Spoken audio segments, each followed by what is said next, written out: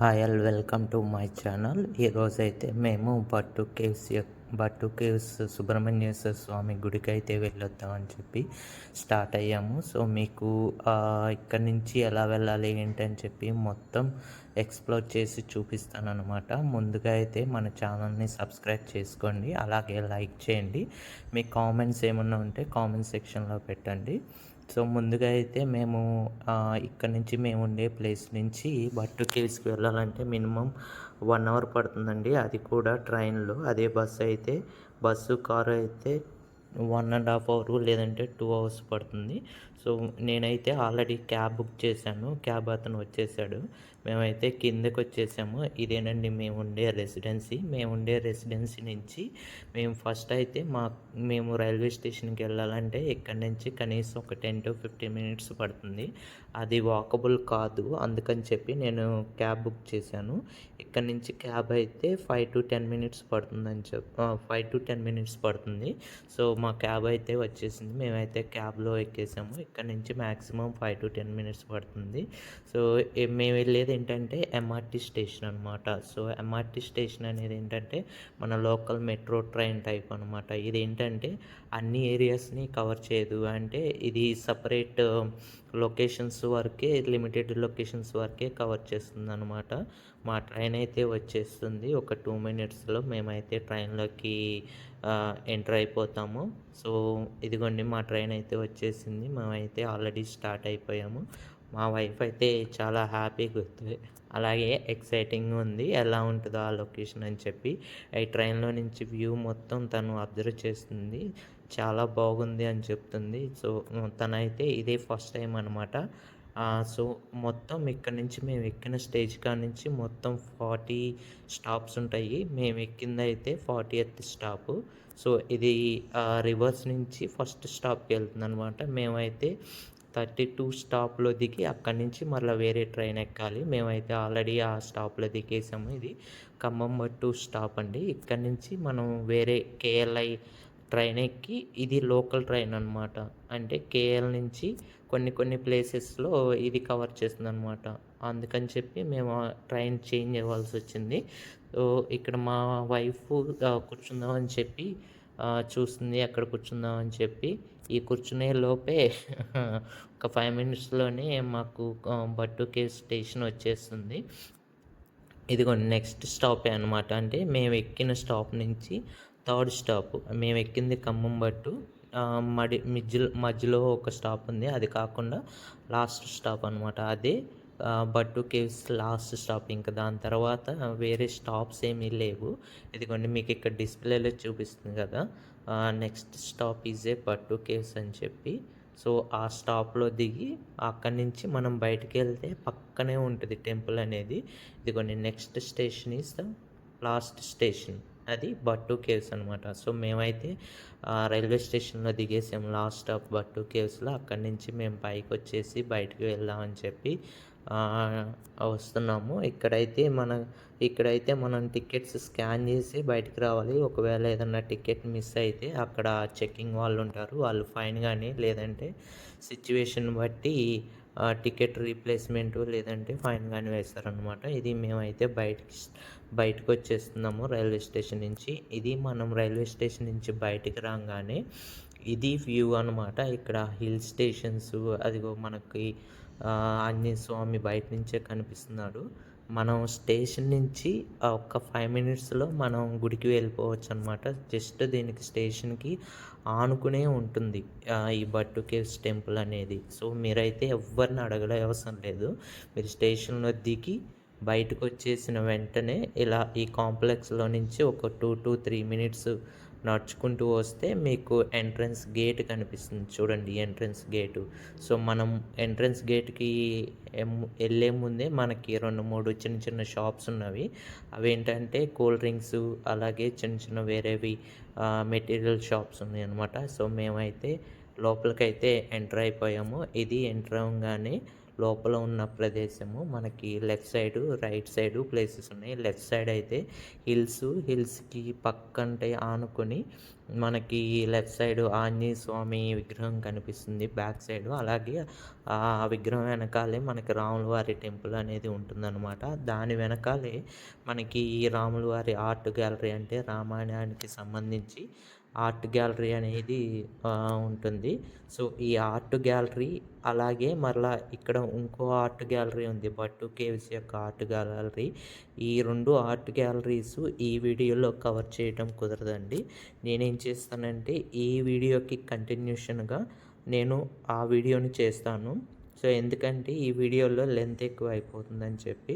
So, మేమైతే అక్కడి నుంచి స్టార్ట్ అయ్యి గుడి దగ్గరికి వెళ్దాం అని చెప్పి నేనైతే ముందుకు నడుచుకుంటూ వెళ్తున్నాను. మనకి ఇక్కడి నుంచే అదిగో చూడండి కనిపిస్తున్నారా? స్వామివారి విగ్రహం అనేది ఫుల్‌గా కాకుండా మనకి సుబ్రహ్మణ్యేశ్వర స్వామి యొక్క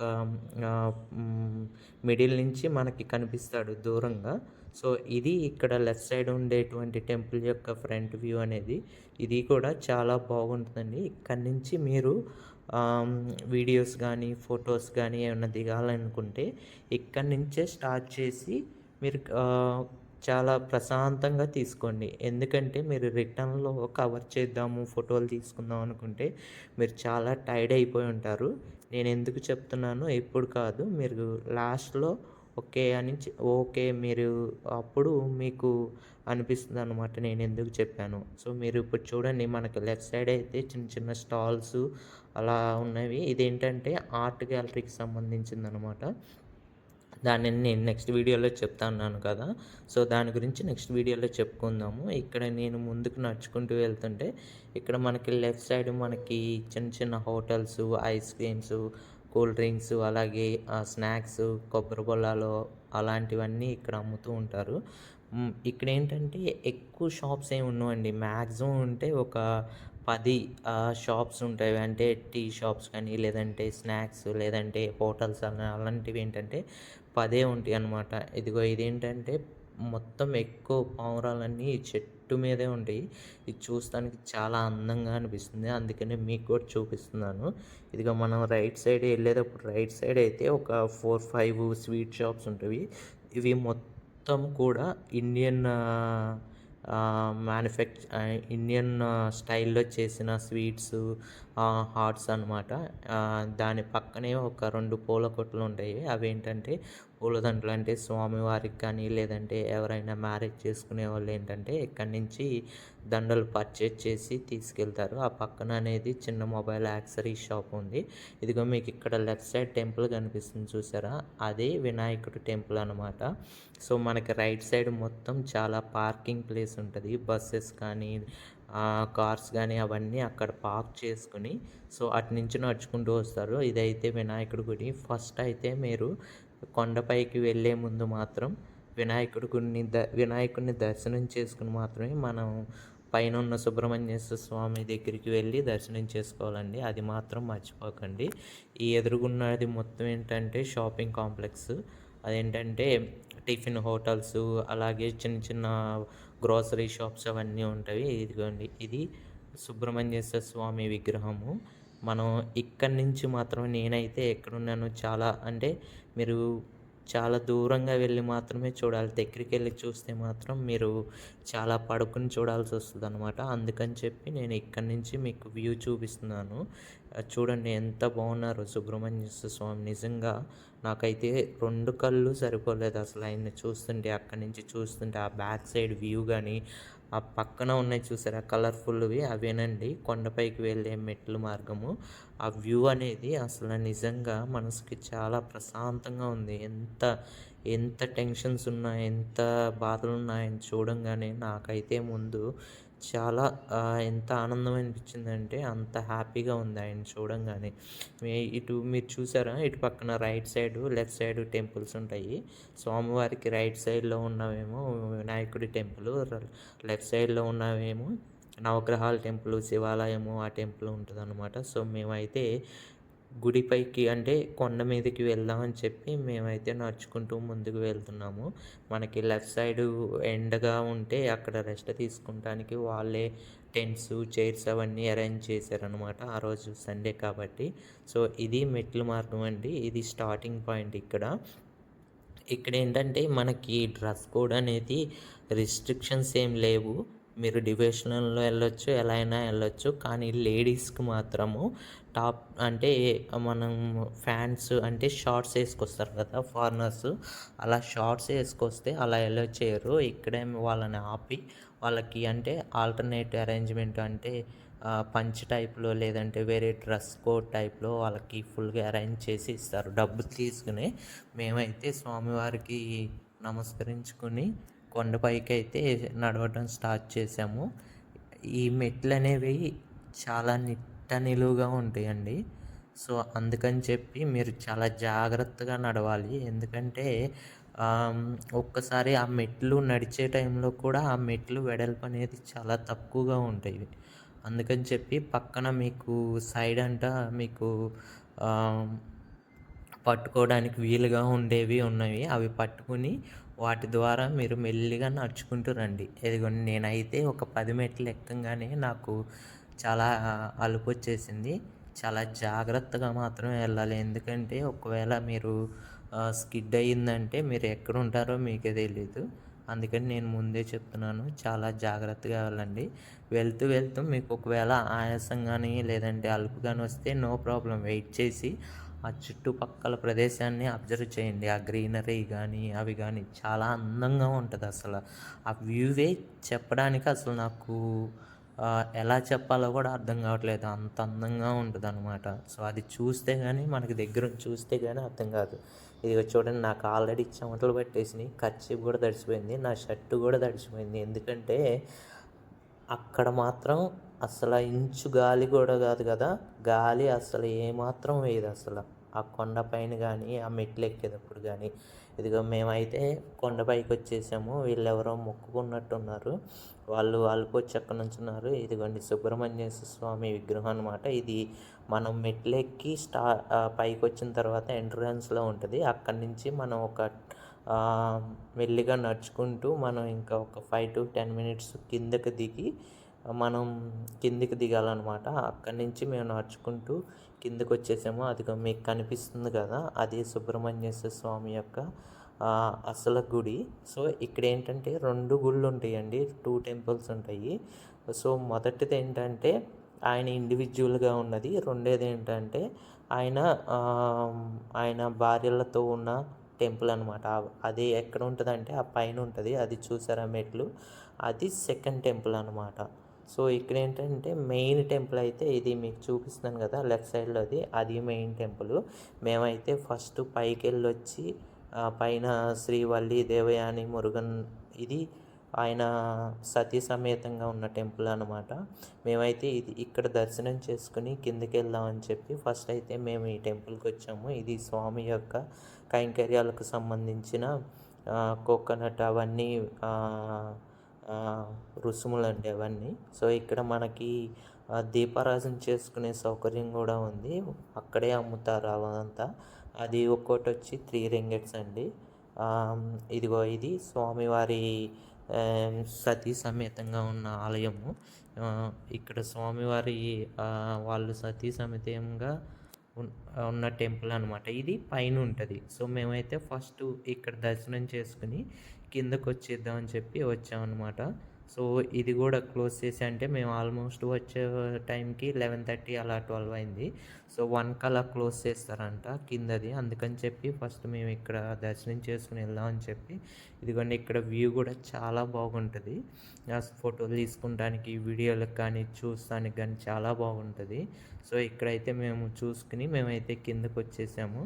మా వైఫ్ అయితే వినాయకుడికి నమస్కారం చేసుకుంటుంది గుంజలు చేసి.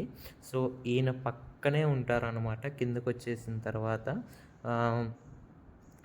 స్వామివారి టెంపుల్ అనేది వినాయకుడి గుడికి పక్కన పక్కనే ఉంటుంది. సో పూజారి గారు ఏమంటున్నారంటే గుడి మూసే వేళ అయ్యింది, అందుకని చెప్పి తొందరగా రమ్మంటున్నారు. అందుకనే మేము త్వరగా వచ్చి హారతి అవి తీసుకుని స్వామివారి దర్శనం చేసుకుంటున్నామండి. చూడండి అక్కడ పూజారి గారు గుడి మూసే వేళ అయిందని చెప్పి ఆయన అక్కడ ఉన్నదంతా క్లీన్ చేస్తున్నారు. ఇదిగో ఇది సుబ్రహ్మణ్యేశ్వర స్వామి యొక్క ఉత్సవ విగ్రహము. ఆయన నెమలి వాహనం కదా, అందుకని చెప్పి ఆయన నెమలి వాహనం మీద ఉన్నారు. ఎప్పుడన్నా ఊరేగింపేటప్పుడు ఆ వాహనాన్ని ఉపయోగిస్తారనమాట. ఇది స్వామివారి యొక్క గంధము, విభూతి ఇవన్నీ భక్తులు తెచ్చినవన్నీ ఇక్కడ ఈ బకెట్లో వేస్తారు. ఎవరన్నా కావాలనుకుంటే తీసుకెళ్ళొచ్చు అనమాట ఇంటికి. సో స్వామివారిది అలా ఆలయం పూజ చేసే టైం అని చెప్పి నేను త్వరగా స్వామివారిని వీడియో చూసి మీకు చూపిద్దామని చెప్పి వీడియో తీసుకుందామని చెప్పి ఇక్కడ ఉంటున్నాము. ఇక్కడైతే క్లోజ్ చేసే టైంలో కాబట్టి చాలా ఖాళీగా ఉంది. అది ఆలయం అయితే క్లోజ్ చేశారు. నేనైతే పూజారి గారిని అడిగితే సండే, వెడ్నెస్డే మాత్రమే 2 టైమ్స్ 2 దర్శనాలు ఉంటాయంటండి. అంటే ఎర్లీ మార్నింగ్ అంటే మధ్యాహ్నం 12:30 వరకేమో స్వామివారి విగ్రహం ఉంటుంది. ఆఫ్టర్ 1:30 ఆర్ 2 లోపలంతా క్లీన్ చేసి మళ్ళీ సెకండ్ దర్శనం అనమాట. సో ఇది సెకండ్ దర్శనం, ఇది అసలైన దర్శనం అంట.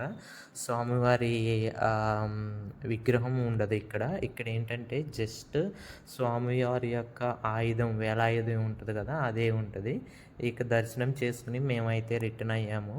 రిటర్న్ అయ్యేటప్పుడు ఆ పక్కనే ఉన్న షాప్స్ ఉన్నాయి. అవేంటంటే విండో షాపింగ్ చేద్దామని చెప్పి, ఒకవేళ ఏదన్నా నచ్చితే తీసుకుందామని చెప్పి మేము చూస్తున్నాము. ఇక్కడైతే ఏమీ అంతగా నచ్చినట్లేవు మా వైఫ్కి.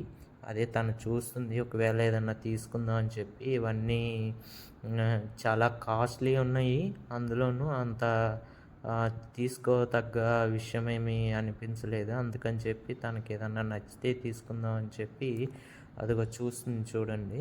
సో వేరే వాళ్ళు ఇంకా విగ్రహం చూస్తున్నారు. ఆ విగ్రహం ఎంత అని చెప్పి మేము అడిగితే అతను చిన్న విగ్రహమే చాలా ఎక్కువ రేట్ చెప్పాడు. సర్లే అని చెప్పి కింద తీసుకుందాం అని చెప్పి మేమైతే ఇక్కడ ఉన్నవి ఏమేమి ఉన్నాయో అని చెప్పి వీడియోకి చూపిద్దాం అని చెప్పి మీకు వీడియో తీస్తున్నాను.